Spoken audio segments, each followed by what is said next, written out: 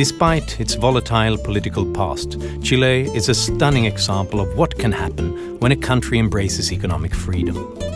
In 1975, Chile was next to last among all the countries ranked by the Fraser Report. Today, it is among the world's top 10 economically free countries, a ranking they have enjoyed since 2005. Bueno, esto nació el año.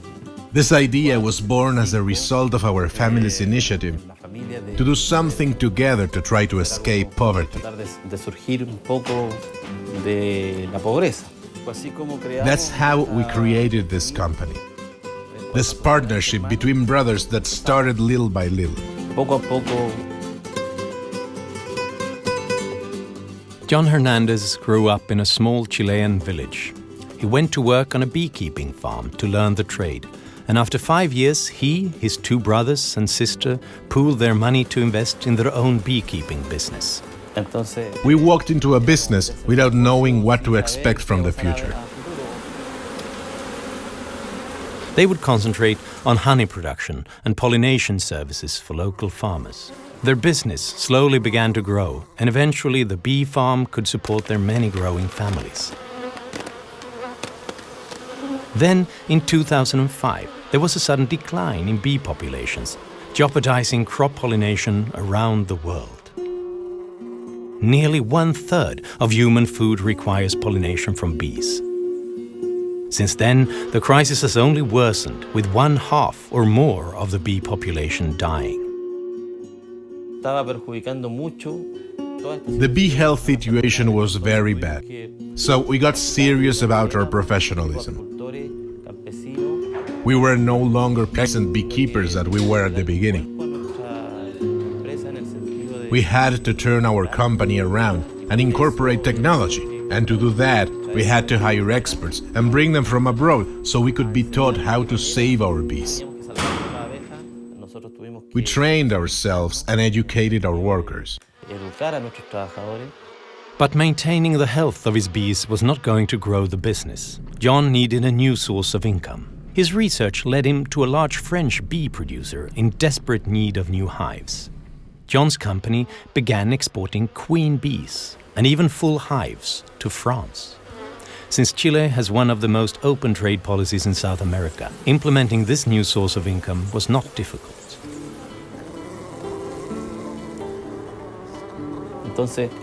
By producing queen bees for Europe, we generate income in the month of April, May, and June. Months traditionally with no income for us. John and his family had made a new life for themselves and for others in their community. For his parents, such success would have been unthinkable. One leader of Chile's economic transformation was Hernandez. You have to look backwards and see how much poverty there was some time ago in Chile. There was a perception then by people that was convinced that the way out for a society was communism. In 1970, Chile elected a new president. Salvador Allende was the candidate of both the socialist and communist parties. Allende took immediate and controversial steps to implement a centralized economic system fully controlled by the government. A strong percentage of the population legitimized violence as a form of resolving political differences. Allende was the founder of one of the organizations for the promotion of revolution in Latin America. And the expansion of the economic activities of the state were done not by law, not through parliament, but simply by taking over. They actually wanted to destroy the market as a way of taking over politically, and then you have the power, because when you take the market, then you have the power. Allende nationalized all businesses. He took over farms larger than 200 acres and sent armed militia to commandeer the mining companies as well as many small family-owned stores. He greatly increased government social programs to aid the poor.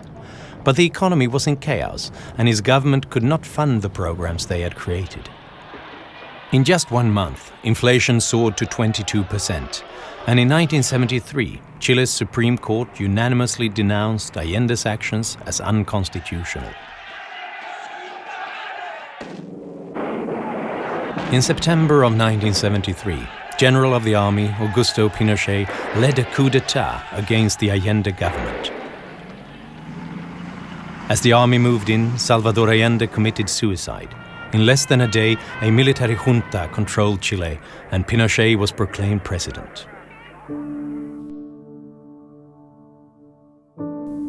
It is estimated that under his regime, 3,000 people were killed, and another 25,000 were imprisoned or tortured, including women and children. A dramatic monument to the disappeared stands today to remind Chileans of that terrible period. But there is a great paradox within Pinochet's rule. Many generals wanted the military to control the economy as well. But instead, Pinochet invited outside experts to try and save the collapsing system. He handed over the restructuring of the country's economy to a group of young graduates of the University of Chicago, students influenced by the Nobel laureate Milton Friedman. They became known as the Chicago Boys. The Chicago influence in Chile was relevant because it created a new brand of economists, more modern, trained economists, people that believed in free markets and a free society. That kind of things were a novelty at the beginning of the 70s in Latin America and in Chile. Chile implemented an open trade policy, returned businesses to private ownership, and privatized the pension system. Although a difficult transition, the economy began to improve, soon growing at an unprecedented rate, and the world took notice.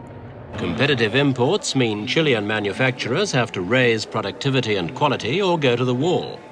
Statistics indicate that 130 Chilean businesses did go bankrupt in the first quarter of 1980. Businesses ranging from large factories to small neighborhood stores.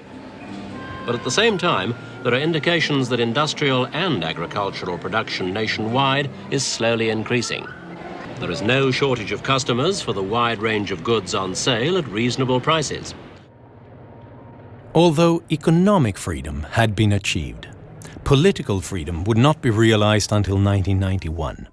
Pinochet finally authorized an election and was defeated. He stepped down, although the legacy of his brutality lives on. This economy is the only way in which the poor can overcome their situation. And that we have seen in Chile 100%. And you can have social mobility, which in Chile didn't exist. 3% of the population went to university. Today, we have nearly 40%. 75% is the first generation that's going to university. To me, that's a much fairer country than the one that existed when I was little.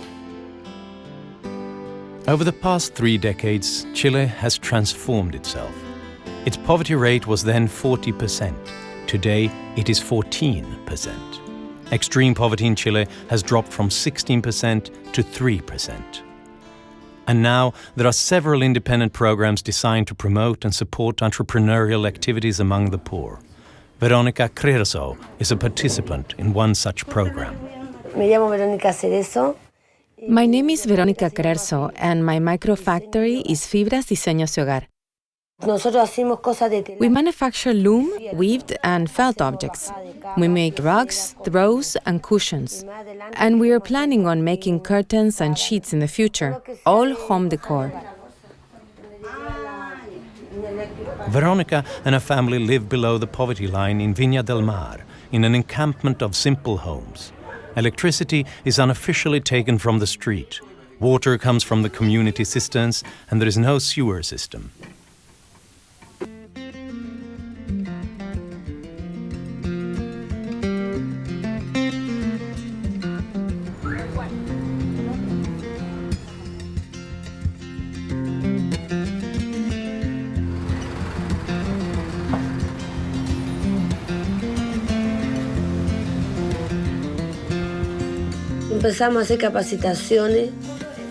We began training, and we were there for over a year learning how to weave on a loom, to make felt, to sew, and select materials. Learning how to manage a microfactory. So far, we have made 20,000 pesos we have saved. With that money, we will buy some wool to make a rug that was ordered. Today, Veronica and her partners are moving into their new workshop. We want to prove that even though we live in an encampment, we can do it. We want to have more income and at the same time make our business grow so we can employ our own people, all of those that live here at the encampment. That is why we decided to do our workshop right here where we live.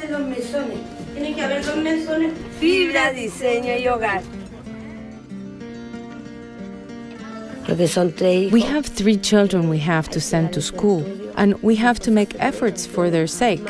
We fight for them. I'm giving them something better than what my parents could give me. Beekeeper John Hernandez is also working hard to create a better life for his family. He believes he can help America's problem with dying bees. But the United States has strict import regulations that forbid the importation of bees from South America. They need bees. That's what we are working for right now, negotiating that. In the meantime, he remains appreciative of the business he has from Europe. Today's situation is so different. For sure, a lot has changed in my life.